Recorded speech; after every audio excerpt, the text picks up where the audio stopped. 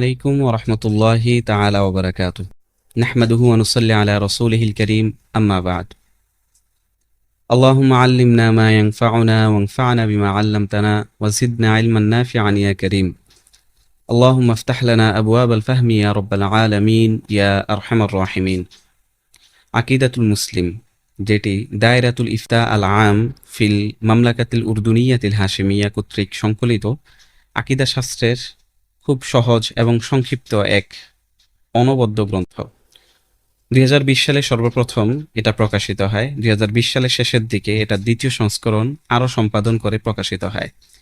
কিতাবটি সম্পর্কে আমরা যখন সর্বপ্রথম অবগত হই তখনই কিতাবটির সহজতা, কিতাবটির সুমুলিয়াত তথা সেটার সন্নিবেশন এবং সাম্প্রতিক বিষয়গুলোকে ইনক্লুড করা, এই সমস্ত বিষয়গুলোকে লক্ষ্য করে আমরা তখনই চিন্তা করি যে এই কিতাবটি বাংলা অনুবাদ করে বাংলা ভাষাভাষী মানুষের কাছে পৌঁছে দেয়া।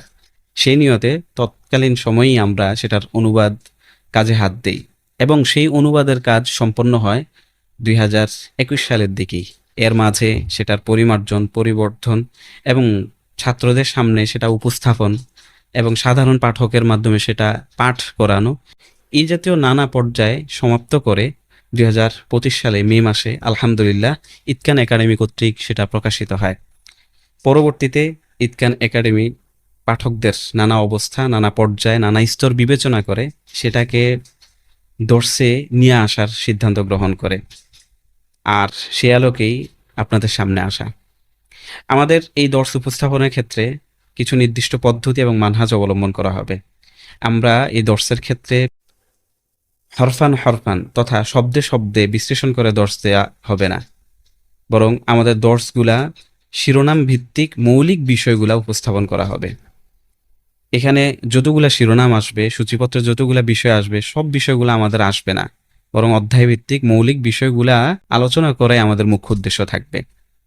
আলোচনার ক্ষেত্রে আমরা সহজ এবং প্রাঞ্জলতা অবলম্বন করার চেষ্টা করব ইনশাআল্লাহ তাআলা। দলিল উপস্থাপনের ক্ষেত্রে আমরা যেটা দালিলিক যে মৌলিক যে পদ্ধতি, যে অপরের দলিল উপস্থাপন করা, আমাদের দলিল উপস্থাপন করা, অপরের দলিলের দুর্বলতা প্রকাশ করা, সেই বিষয়গুলোকে এড়িয়ে চলা হবে। এখানে মৌলিকভাবে মাসালা উপস্থাপন, এটাই এখানে আমাদের মুখ্য উদ্দেশ্য থাকবে।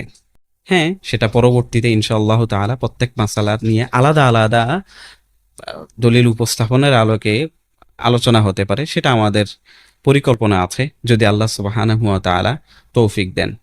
আর যেটা বলছিলাম, আমাদের এই উপস্থাপন সহজ এবং প্রাঞ্জল ভাষায় আমরা করার চেষ্টা করব বিইজনিল্লাহি তাআলা। আল্লাহ সুবহানাহু ওয়া তাআলা সামনের দুরুসগুলা সঠিকভাবে, সুন্দরভাবে সবার জন্য উপকারী হিসেবে উপস্থাপন করার তৌফিক নসিব করুন। ওমা আলাইনা ইল্লাল বালাগ। আসসালামু আলাইকুম ওয়া রাহমাতুল্লাহি ওয়া বারাকাতুহু।